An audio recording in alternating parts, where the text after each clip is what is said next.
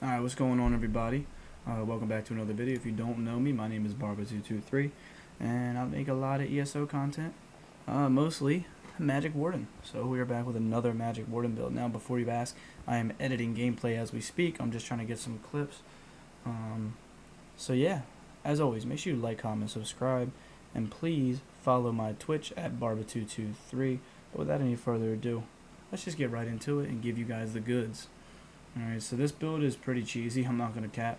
Alright, it's pretty toxic, but it is a ton of fun. It's a melee Magden, so you can use range if you want, but it would be kind of pointless on this build just because of the sets. But yeah, really good. So here's our stats. So we got 18,000 magic. Now, keep in mind, all these stats are going to go up because we are using Death Dealer's feat. Alright, so we have 18,000 magic, which goes up to 20k. We have 41,000 health, which goes up by like 2,200. We got almost 1,200 magic recovery, and then after we use a pot, we're at 1471, which is solid. And then we have the Betty Netch to boost that, and then we got 23% crit. Afterwards, we got 23% crit. So that's good. 4,000 spell damage before all of our buffs happen, which is very, very solid. So we get buffs from Balorg and some other stuff. It's very good. So our resistances are going to be a ridiculous amount, so 35 and 33 on the front, and then 38 and 36 on the back, so you're pretty much at the cap. So you have a ton of resistances. So we put 19 into magic, 45 into health. You can change these as you see fit. I don't like to force you into something if you don't want to do that. We got 19% critical damage. That's very, very good. We get another 10% for minor brittle, which we will get all the time on this build, so that is not all the time, sometimes on this build, which is very good as well. But so it's very, very nice. Down here we are using the shadow. I like the shadow.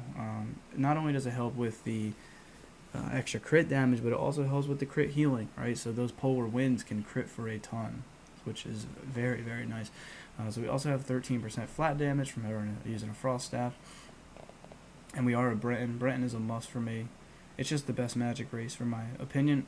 We are using Jewels of Misrule, and we're using Vampire Stage 3.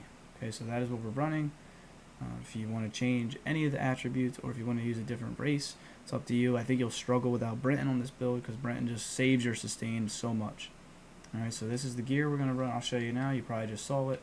Alright, but on the front bar, we are using Thunderbug. Now, probably use a Frost glyph there to proc the minor brittle, but disease is good too because it procs that Devile. And next update, excuse me, next update, it's going to be even better because it's going to be AoE, which is going to do less damage, but it's going to do AoE, which is nice. So we're using a Thunderbug Ice Staff. I have Sharpen on it. I guess you could use something else, but Sharpen's probably the best anyways. So, alright, so what does Thunderbug give? Well, it gives armor, spell damage. And then when you take physical damage, so anything that's not magic, right, you will do 3,500 damage in a 5-meter radius every 3 seconds. Okay, so that's a good amount of damage. Honestly, it's a really good amount of damage. This goes up when you get Balorg and all that. So every 3 seconds, you're doing 3,500. So you're essentially doing like 1,100 a second if you want to do the math. Very, very nice. Every 3 seconds, you're taking physical damage all the time, right? Night Blades and any melee build, master, dual wield, any of that stuff, it's that's what it is. So it's very, very good. Very cheesy set. It does so much damage overall over time. If you're in a melee build and you're just in the pile, you're doing a ridiculous amount of damage to everybody. So in the back bar, we're using Storm Knight. So Storm Knight and Thunderbug are the same build, or the same set, but like opposites. So Storm Knight is going to do armor, health. So instead of spell damage, you're getting health, which is fine. But when you take non-physical damage, so anything that is magic based, or any elemental, which could be a glyph, it could be a dot, it could be anything, right? You are going to do 1,500 shock damage to all enemies within 5 meters every 2 seconds for 6 seconds. This can occur every 6 seconds, so it essentially has 100% uptime. So in total, you're doing 3 ticks, so you're at like 4,200 damage total, right? So that's 4,200 plus the 35 from this. So you're over 7k total between the two, which is really, really nice. And it gives a crap. These two together give what, over 7,000 armor. So I mean, that's insane, to be honest. It's really, really good. You have like 100% uptime on both. And the nice part about these sets is you don't have to do anything special. You kind of just play the game and they'll proc on their own. And if you're in a melee build, like if you're up in somebody's face, like you're gonna be doing a ridiculous amount of damage. So let me see, is this a friendly guy? Oh, that guy's a friendly. Alright, so I'm not gonna try to fight anything right now, but I am putting together gameplay and I'll show you. But it's very, very nice. So the monster set we're using is Balor. Balor is gonna boost our damage a ridiculous amount. Anytime you use an alt, you get the pen and you get the spell damage. So it's nice. It's nice. Here we're using Thunderbug on the body, Balor again, Storm Knight, Thunderbug, Storm Knight. It doesn't matter where you put everything because they're all heavy as it is anyways. You just want reinforced on the heavy pieces, so like the feet, the legs, and maybe the chest you want reinforced. But even without reinforced, you're fine because the two sets give so much armor as it is. You can just go impen or well fitted if you want, because you're already going to be at the cap almost anyways. You're not gaining that much from having reinforced. So that's what we're running.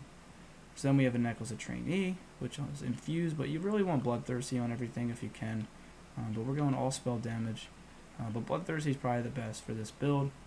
And then we get the health. So then we hear Death Dealer's Feet. So you get 88 health, stamina, and magic every 2 seconds up to 30 stacks. So you do 30 times 88.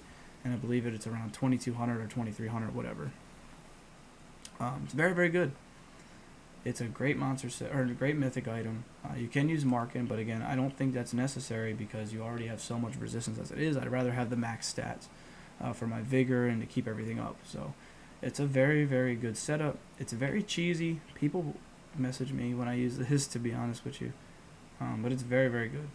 So on the skills, on the front bar, we have Lotus Blossom.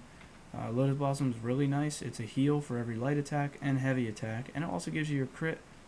It's very good. It's a lot of passive healing for you and your teammates. I like it. Here we're using Deep Fissure, where you need this because it's major and minor breach, and then it does a ton of damage. You can line this up with your Dawny to absolutely shred people and make them disappear. You can just stun them into your Deep Fissure, and it's like a guaranteed hit. And you're doing a lot of damage. Bird of Prey is your snare removal, your movement speed, and you get damage for having it. Then your Corrupting Pollen here. I'm telling you, this skill is the most slept on skill in the game, especially because we're a melee build. So you drop it under your feet. So let's say we're fighting around, like, I don't know, this pillar over here, right? So we're fighting around this pillar. That's the guy, whatever. So you drop pollen on the pillar, and you can essentially get the pollen all the way around. See? So you get the pollen all the way around, and you get a big burst heal at the end. But while it's active, you do major defile and major cowardice, major defile and minor cowardice. So 16% in healing received for them, and you can stack that with your minor defile for 24%, and you lower their spell damage. So you drop it in a pile, and to be honest with you, you can't even really see it. Like, it's very hard to notice sometimes, but it's very slept on, and it's a big burst heal. You get 10k from it at the end, so it's a great heal, and your teammates can use a synergy. It's a really good skill. Here we're using blood for blood. I can't talk. I said blood for bud. So you get a big damage from this, a lot of damage. It costs health, but we have so much health as it is, it doesn't really matter. And then you do extra damage based on your own missing health. So when you're lower health, so even when you're at 50k health, you're at 20. When you're at 50% health, you're still at 20k health, which is a lot. So you're gonna do a lot more damage with blood for blood. So it's a very, very good skill. You could use a Eviscerate if you want, but this skill is nasty. It's very, very good. The execute scaling is awesome. Here we're using Dawny. So Dawnbreaker is incredible. It's a lot of damage, gives you spell damage, it does a dot, it stuns, it's cheap, right? So this skill is amazing, and it goes with Balor very well. Now, another good skill you might want to use if you were in a team or you're in a 1vx situation. Northern Storm is very good because it gives you 300 spell damage. It makes people slower, it does a lot of damage, you get major protection, right? Very, very good skill as well. Whatever you think is necessary for your situation, use that. Northern Storm is amazing. It's also getting buffed next patch, so I might switch to that next update. But both are very, very good. So you're using Ice Fortress, it's a must, it's your armor, minor protection. Here we're using Resolving Vigor. I apologize if you guys hear that. There's literally like a plane passing over my house right now. Crazy. So here we're using Vigor for your minor resolve. Polar Wind, which does so much freaking healing. It's insane. When we're at full tilt, it goes up to like 16k almost on the tooltip, and it heals your teammates, and it's a hot. You're using Crystal Slab. It's a stun, it's a crazy projectile shield, and it does damage.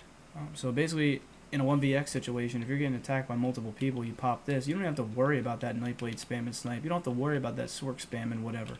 Right? It's very good. And then we're using Betty for the cleanse. I'm sorry, my brain's not working. The cleanse, the magic regen, and our sorcery and brutality. So very, very good. Now you could use Betty on the front bar, but on this exact build, you'd be missing out on this right here when you don't have something slotted. So if you have this slot on the front, you'd be missing out on 12% because you wouldn't have anything on the back. So it's up to you. And then we're using Life Giver for our ultimate. Now, if you want to use Secluded Grove, feel free, but I think Life Giver is just literally better. Like, I don't know what else to say. Life Giver is just better. But Enchanted Grove's not bad. Enchanted Grove's good. It's a solid heal. Very, very solid heal. So, very good. This is what we're using. Let me know what you think down below about the skills. If you want, you can use Leeching Vines. You can go and use Winter's Revenge. You could use Destructive Reach. But I like Corrupting Pollen. So for the CP, we're using Master at Arms, using Deadly Aim. We are using Wrathful Strikes. And we are using Backstabber. So that's what I'm running. Yeah. Here we are using Bastion, so increase the effectiveness of your shields, and 15% damage against shielded enemies. So freaking slept on. 2% reduced damage taken by 2% for every 2 negative effects, up to 20. This is very good, honestly. You get a lot of reduced damage taken. Here we just get armor, and then we get health. So I like the health because we're using a Warden, which scales into our heal, so we're essentially getting more healing because of the extra health. So it's very good. Also scales more into the death dealers. It scales more into the minor toughness. Very good.